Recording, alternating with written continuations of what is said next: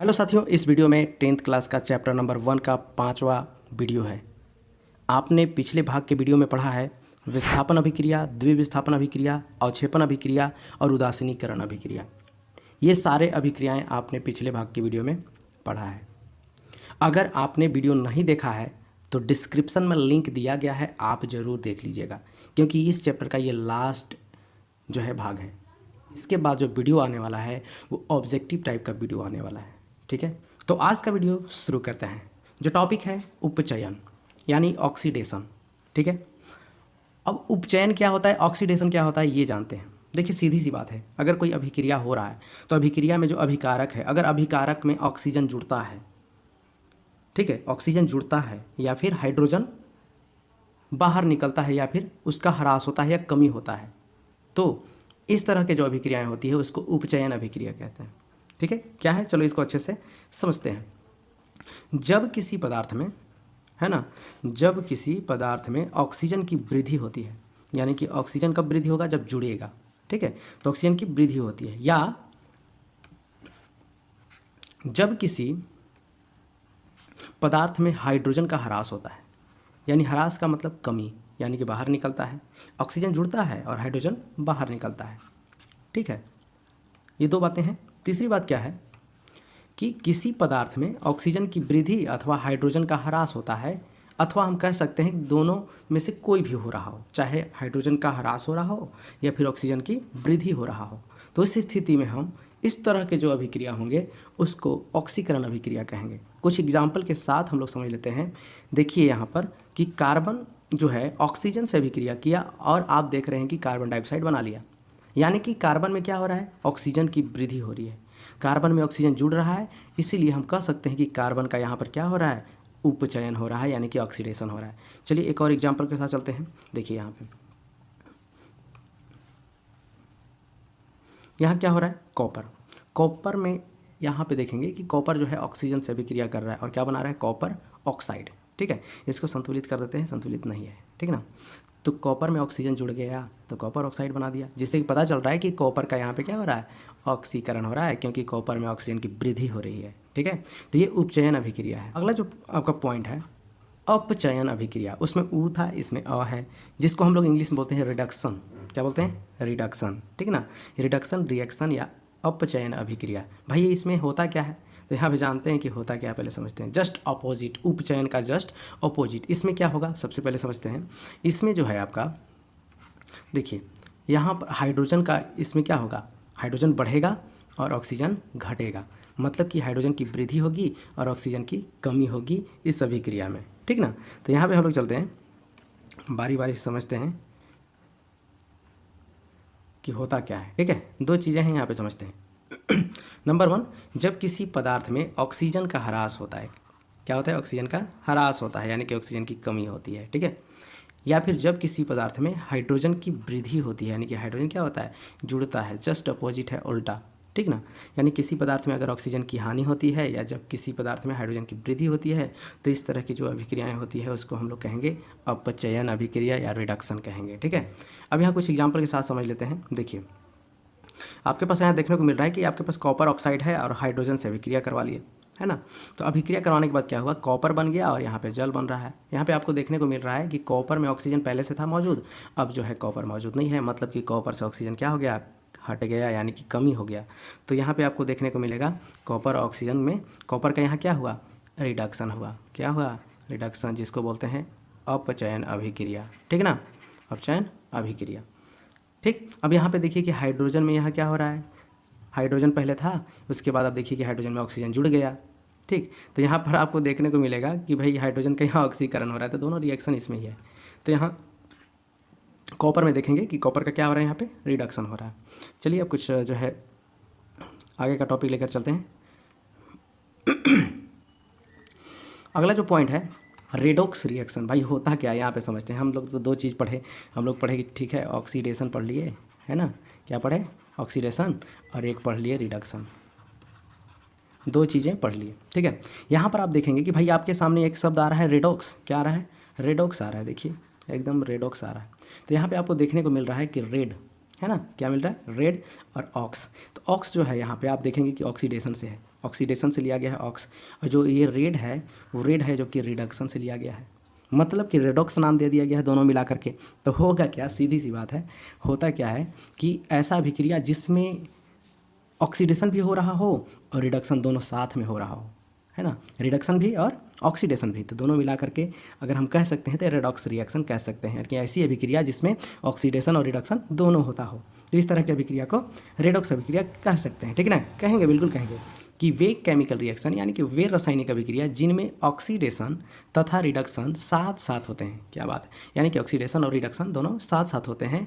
अब इस तरह के जो अभिक्रिया होता है उसको हम लोग दो नाम से जानते हैं, देखो ऑक्सीडेशन रिडक्शन रिएक्शन कह सकते हैं, यानी कि उपचयन अपचयन अभिक्रिया, या ऑक्सीकरण और अपचयन अभिक्रिया कह सकते हैं, या फिर इसको हम शॉर्ट में कह देते हैं रेडॉक्स रिएक्शन। तो एग्जाम में भी इसी तरह से पूछता है कि रेडॉक्स रिएक्शन क्या है, रेडॉक्स अभिक्रिया क्या है, ऐसे करके, ठीक है। तो रेडॉक्स रिएक्शन आपको क्लियर हो गया होगा। अब भाई कुछ एग्जाम्पल के साथ चलते हैं, कुछ जानकारी ले लेते हैं। देखिए सबसे पहले तो बता ही दिए थे कि रेडॉक्स शब्द जो है रेड से बना हुआ है, और यहाँ पे आप देखेंगे कि रेडॉक्स जो है रेड और ऑक्स से बना हुआ है। रेड का मतलब रिडक्शन हो गया, यानी कि रेड जो है रिडक्शन से लिया गया है और ऑक्स जो है ऑक्सीडेशन से लिया गया है, ठीक है। तो यहाँ पे रिएक्शन आप देखेंगे, देखिएगा कि कॉपर जो है रिएक्शन के बाद क्या में बदल गया, कॉपर ऑक्साइड जो है रिएक्शन के बाद कॉपर में बदल गया, यानी कि यहाँ पे क्या हुआ, ऑक्सीजन की हानि हो गई। क्या हुआ, ऑक्सीजन की हानि, ठीक है। और जब ऑक्सीजन की हानि होती है तो आपको पता है कि इसको बोलते हैं रिडक्शन। ऑक्सीजन की हानि होती है तो क्या होता है, रिडक्शन। और यहाँ आप देखेंगे हाइड्रोजन के साथ क्या हो रहा है, तो हाइड्रोजन के साथ आप देखेंगे कि हाइड्रोजन पहले था, अब ऑक्सीजन जुड़ गया, मतलब यहाँ पे ऑक्सीजन जुड़ गया, तो ऑक्सीजन जुड़ेगा तो इसको हम बोलेंगे ऑक्सीडेशन। क्या बोलेंगे, ऑक्सीडेशन। तो आप देख लीजिए कि भाई रिडक्शन भी हो रहा है इस अभिक्रिया में और ऑक्सीडेशन भी हो रहा है, तो दोनों जब एक ही अभिक्रिया में हो रहा है तो हम पूरे अभिक्रिया को यहाँ पर कह सकते हैं कि रेडॉक्स रिएक्शन हो रहा है, ठीक ना। तो इस तरह से अब देखते हैं कि कुछ आगे चलते हैं। तो ये ऑक्सीडेशन का जो है एग्जाम्पल था। तो अगला जो टॉपिक है आपका, आप देख पा रहे हैं कि अगला जो टॉपिक है दैनिक जीवन में उपचयन अभिक्रियाओं के प्रभाव, मतलब कहाँ कहाँ उपचयन अभिक्रिया आपको देखने को मिलता है, उसका प्रभाव कहाँ कहाँ देखने को मिलता है। तो देखिए एक तो संचारण में है ना, और एक विकृत गंधिता, दो शब्द हैं, एक संचारण और एक विकृत गंधिता, ये दो शब्द हैं। अब दोनों शब्द को बारी बारी से जो है अच्छे से एक्सप्लेन करेंगे, वीडियो में बने रहिए। देखिए संचारण है क्या, अगर रियलिटी में यहाँ पे देखा जाए संचारण है क्या, ठीक ना, तो हम लोग सीधी सी बात जानते हैं कि भाई जंग लग, लोहे में जंग लगना क्या होता है, संचारण होता है। यहाँ संचारण के बारे में समझ लेते हैं कि संचारण वह रासायनिक प्रक्रिया है जिसमें धातुएं वायु, नमी या अम्ल से, याद रखिएगा धातुएं वायु, नमी या अम्ल से अभिक्रिया कर अवांछनीय पदार्थ का निर्माण करती है, ठीक ना। तो हम संचारण कह देते हैं। जैसे लोहे में जंग लगना होता क्या है, और भी एग्जाम्पल अगर आप देखेंगे तो कॉपर जो होता है, कॉपर का कोई अगर बर्तन है ना, तांबा का कोई बर्तन है, तो उस पर हरा कलर का धब्बा आ जाता है कुछ दिनों में, तो वो हरा कलर का धब्बा जो होता है वो कॉपर ऑक्साइड होता है, ठीक ना। तो कह सकते हैं कि भाई कॉपर का यहाँ पे क्या हो रहा है, संचारण हो रहा है। लोहा में जंग लगता है तो कहते हैं कि लोहे का संचारण हो रहा है, ठीक ना। तो इस तरह जंग लगना है ना, ये संचारण हो गया। तो बहुत सारे ऐसे धातुएं हैं जिसपे क्या होता है, संचारित हो जाता है बहुत सारी धातुएं। तो कुछ ऐसे भी धातु हैं जो कि संचारित नहीं होते हैं, जैसे कि आपका सोना, चांदी, ये दोनों जो है संचारित नहीं होते हैं, बहुत कम संचारित होते हैं। इसकी वजह से जो है इसका आभूषण बनाया जाता है। ओके, अब यहाँ पे एक शब्द है, आप देखेंगे कि विकृत गंधिता। विकृत गंधिता होता क्या है, देखिए सबसे पहले समझिए, वसा तथा तेल से बने खाद्य पदार्थ, मतलब खाने वाले पदार्थ में उपचयन की क्रिया के कारण, मतलब ऑक्सीजन वृद्धि हो गया, उसमें ऑक्सीकरण हो गया, अरुचिकर गंध एवं स्वाद का उत्पन्न होना विकृत गंधिता कहलाता है। सही बात है, सीधी सी बात है कि जो तेल से बना हुआ, बहुत सारे ऐसे तेल और वसा से बना हुआ बहुत सारे ऐसे फूड होते हैं, खाने वाले पदार्थ होते हैं, जिसको अगर देखा जाए तो बहुत समय तक रख देने के बाद उसमें क्या हो जाता है, ऑक्सीकरण हो जाता है, जिसकी वजह से वो सड़ जाता है, उसमें से दुर्गंध निकलने लगता है, ये स्वाद भी खट्टा महसूस होने लगता है। तो इस तरह के जो आपको देखने को मिलता है उसको विकृत गंधिता बोलते हैं। विकृत गंधिता मतलब गंध बहुत जो है अजीब सा निकलना शुरू हो जाता है। और ज़्यादातर आपको पता है कि गर्मी के दिनों में ऐसा होता है, तो गर्मी के दिनों में सब्जी का जल्दी खट्टा होकर गंध देने लगना, ठीक ना। तो सब्जी जो होता है आपको ऑयल से बना हुआ होता है, तो ज़्यादा समय तक रखने में क्या होता है, सड़ जाता है, मतलब ख़राब हो जाता है, जिससे कि गंध बहुत जो है ख़राब गंध निकलता है उसमें से। आगे चलते हैं, प्रश्न आ रहा है आपके सामने, है ना। यहाँ पे देखेंगे प्रश्न कह रहा है कि लोहे की वस्तुओं को हम पेंट क्यों करते हैं। सही बात है कि लोहे की वस्तु को हम लोग पेंट क्यों करेंगे, तो भाई सीधी सी बात है कि संक्षारण से बचाने के लिए करेंगे, है ना। संक्षारण से बचाएंगे क्योंकि लोहा क्या होता है, संक्षारित हो जाता है कुछ समय के बाद खुले में रखेंगे तो, है ना। तो देखिए चलिए इसका आंसर, इस तरह का आंसर जो है एग्जाम में पूछ देता है, तो आप इसको जो है अच्छे से नोट कर लीजिएगा। देखिए लोहे की वस्तुओं को संक्षारण अथवा जंग लगने से बचाने के लिए पेंट किया जाता है। लोहे पर चढ़ा हुआ पेंट लोहे की सतह को हवा तथा नमी से बचाता है। भाई लोहा पर पेंट चढ़ा दिया जाए तो वो क्या होगा, नमी और हवा से बचाएगा, ठीक ना। उसमें ऑक्सीकरण होने ही नहीं देगा, ऑक्सीजन से संपर्क को काट देगा। तो भाई लोहे की वस्तु को इसीलिए पेंट करके रखते हैं कि जंग ना लगे उसमें, ठीक ना। अगला जो प्रश्न आपके पास है कि देखिएगा कितना आसान प्रश्न है, चिप्स की थैली में कौन सी गैस भरी होती है। तो चिप्स की थैली में कौन सी गैस भरी होती है बताइए आप लोग, ठीक ना। चलिए तो नाइट्रोजन गैस भरी होती है। अब भाई आपसे आप पूछिएगा कि नाइट्रोजन गैस क्यों भरी होती है। देखिए चिप्स का पैकेट में क्या होता है, खाने वाला पदार्थ होता है, और आपको पता है कि वो छान करके, मतलब एक प्रकार से कहिए ना कि बॉयल करके, ऑयल में बॉयल करके बनाया हुआ रहता है, जिससे क्या होगा बहुत समय तक अगर रहेगा तो क्या होगा, विकृत गंधिता, मतलब कि उसमें से वो सड़ जाएगा और अच्छे बहुत ख़राब गंध निकलने लगेगा। तो होता क्या है कि नाइट्रोजन गैस भर दिया जाता है, जिससे क्या होता है कि उसमें उपस्थित जो ऑक्सीजन होता है वो बाहर निकल जाता है, और नाइट्रोजन गैस रिएक्ट नहीं करता है खाने वाले पदार्थों से, ठीक ना। इसलिए नाइट्रोजन गैस भर देते हैं, ऑक्सीजन बाहर निकल जाता है, यहाँ पर ऑक्सीकरण हो ही नहीं पाता है, जिसके कारण खाने वाले पदार्थ खराब नहीं होते हैं। प्रश्न जो है पूछे जा सकते हैं, ठीक ना। फिगर दे दिया जाएगा और फिगर में बोला जाएगा कि भाई ये 1 नंबर पे क्या है, 3 नंबर पे क्या है, इस तरह से जो है प्रश्न दे दिया जाएगा, तो आपको बता देना है, ठीक ना। जैसे कि मान लीजिए कि ऊपर जो आपको देखने को मिल रहा है, थोड़ा सा कलर चेंज कर लेते हैं, कलर चेंज करेंगे दिखेगा आपको, ये जो ऊपर लगा हुआ है ये क्या है, कोर्क है, और ये जो आपको दिख रहा है फ्लास्क है ये, ठीक ना, एक्सपेरिमेंट के लिए। अभी आप यहाँ देखेंगे एक पाइप लगा हुआ है, कांच की नली इसको बोलेंगे। यहाँ पर आप देखेंगे कि शंक्वाकार, ये जो पूरा सैप है वो शंक्वाकार, शंकु के आकार का फ्लास्क है। और ये दूसरा नंबर में आप देखेंगे इसमें क्या है, सल्फ्यूरिक अम्ल है, और इसमें दानेदार, ठीक है ना, एक प्रकार सीधी सी बात, दानेदार सल्फ्यूरिक अम्ल है। तो यहाँ पे हम जो है सवाल को समझते हैं, उसके बाद कुछ होगा, ठीक ना। तो किसी दानेदार धातु की सल्फ्यूरिक अम्ल के किसी रूप से अभिक्रिया कराई गई, तो चित्र में आप देखिए, बताइए कि 1, 2 और 3 के नाम क्या होंगे। तो भाई आपको बता दिया अभी कि भाई इसी तरह से प्रश्न दिया हुआ रहेगा और फिगर भी दिया हुआ रहेगा, और आपसे पूछेगा 1 के जगह पे क्या होगा, 2 के जगह पर क्या होगा, है ना, 3 के जगह पर क्या होगा, ये पूछेगा। तो आपको बता देना है सीधी सी बात कि 1 के जगह पर जो है आप देखेंगे कि यहाँ से हाइड्रोजन गैस मुक्त होगा, क्योंकि आपको पता है कि जब अम्ल के साथ धातु अभिक्रिया करता है तो हाइड्रोजन गैस मुक्त करता है, तो हाइड्रोजन ऊपर आ जाएगा, इससे जो है पाइप नली से बाहर हाइड्रोजन गैस निकलेगा, ठीक ना। तो हाइड्रोजन गैस हो जाएगा। तीसरा नंबर में आप देखेंगे, तीसरा नंबर में क्या है भाई, जिंक है, क्या है, जिंक है।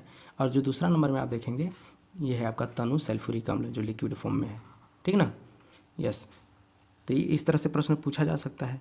अब देखते हैं एक और प्रश्न आपका है, कहा जा रहा है कि कॉपर के लाल भूरे चूर्ण को चित्र के अनुसार गर्म किया गया है, चित्र भी दिखाएंगे आप लोगों को। तो 1, 2 का नाम लिखिए, इनमें होने वाली अभिक्रिया का नाम लिखिए, अभिक्रिया के लिए संतुलित समीकरण लिखिए। मतलब 3 तरह का सवाल दे दिया भाई कि 1, 2 में क्या होगा, इनमें होने वाली अभिक्रिया का नाम क्या होगा, और अभिक्रिया के लिए संतुलित समीकरण लिखिए, ठीक है ना। चलिए कुछ आंसर पहले ही आ जा रहा है, लेकिन यहाँ पे देखेंगे फिगर को, ठीक है। फिगर में आपको दिख रहा है इस तरह से सारे कुछ दिख रहे हैं, बर्नर है, त्रिपाद बैक्टिकी है, मतलब कि एक प्रकार से स्टेन है, तार की जाली है, ठीक है, जिसको जलने से रोकेगा। और ये 2 के जगह पर क्या होगा और 1 के जगह पर क्या होगा, ये पूछा जा रहा है। तो सीधी सी बात है, देखिए इस जो बॉल में है, यानी कि एक प्रकार से चाइना डिश, जिसको हम लोग क्या बोलते हैं, बेसिन भी बोल देते हैं ना, बेसिन, इसमें जो है रखा हुआ है क्या, तो भाई कॉपर के लाल चूर्ण रखे हुए हैं। ये तो आपको तो लाल चूर्ण है कॉपर का, यानी कि एक प्रकार से कहिए कि ये जो है कॉपर ऑक्साइड है, ठीक। तो नंबर 1 में आपका जो है आंसर कॉपर ऑक्साइड है, CO। और दूसरा नंबर में जो है बेसिन है। और दूसरा प्रश्न कह रहा है कि इसमें होने वाली अभिक्रिया का नाम बताइए। तो भाई सीधी सी बात है कि जब हम कॉपर ऑक्साइड को गर्म करेंगे तो होगा क्या, इसमें से ऑक्सीजन बाहर निकल जाएगा। अब आप देखिए कि यहाँ पे अभिक्रिया है कि कॉपर ऑक्साइड था, इसको यहाँ पर क्या करेंगे,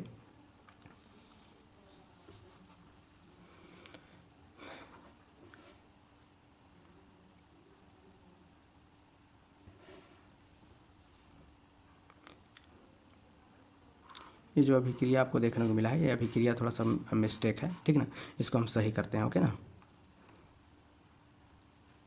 तो यहाँ पे देखेंगे कि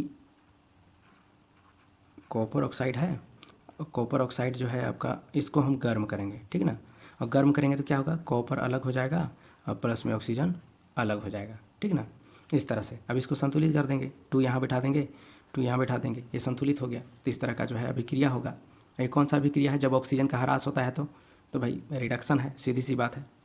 कौन सा? रिडक्शन अभिक्रिया, ये चीज़ है। तो हम लोग इस तरह से यहाँ पे रिडक्शन अभिक्रिया होगा, यानी कि एक प्रकार से कहिए क्या चीज़? अपचयन अभिक्रिया। यहाँ पे रेडॉक्स अभिक्रिया दिखाया गया है, लेकिन यहाँ पर क्या होगा? यहाँ पर होगा आपका रिडक्शन रिएक्शन, रिडक्शन रिएक्शन, ठीक ना, ये होगा। तो साथियों आज का वीडियो यहीं पे समाप्त होता है। ये जो है इस चैप्टर का लास्ट पार्ट का वीडियो है, ठीक ना। तो पूरा जितने भी पार्ट्स के वीडियो हैं लिंक दे दिया गया है डिस्क्रिप्शन में, आप जाकर के सारे वीडियो को अच्छे से वॉच करिए और टेस्ट के लिए सारे जो है बच्चे तैयार रहिए, ठीक ना।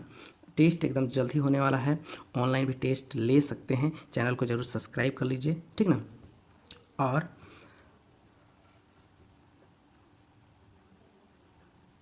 और एक अगला वीडियो आने वाला है ऑब्जेक्टिव, ठीक ना। तो ऑब्जेक्टिव वीडियो जो है आने वाला है, आप अच्छे से मेहनत करके पढ़ लीजिए और ऑब्जेक्टिव का सवाल का जवाब जो है फटाफट आप देंगे, ओके ना। चलते मिलते हैं फिर नेक्स्ट वीडियो में, तब तक के लिए टेक केयर, बाय बाय।